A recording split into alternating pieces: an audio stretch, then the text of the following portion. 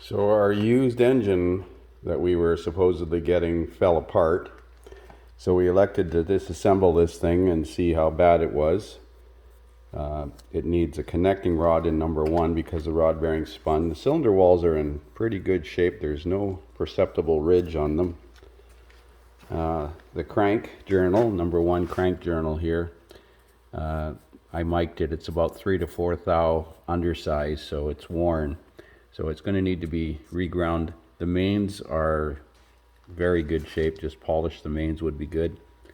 Polish the crank seal area. It needs timing chain, guides, piston rings, and we're going to recondition the cylinder head while we have it off. I've got the cylinder head all stripped here.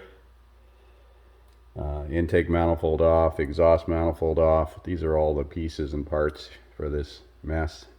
Lots and lots of parts to clean. Everything's bagged and tagged so that I can reference where it goes.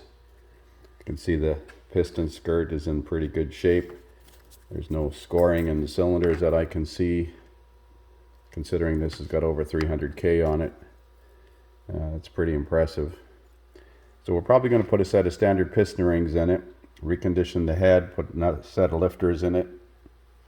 These are hydraulic lifters. We're changing them, so I didn't bother keeping them in order. And of course, regrind the valves.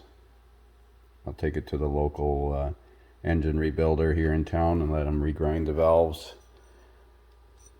This thing never overheated, so I'm sure it's not cracked in any way, because that wasn't the problem. It had a rod knock. So there's a lot of cleaning to be involved here. Looking at these frost plugs here. Wow.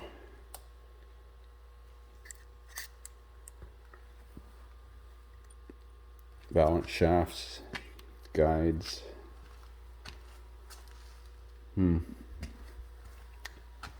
Pretty rusty. Oh well, we'll clean it off.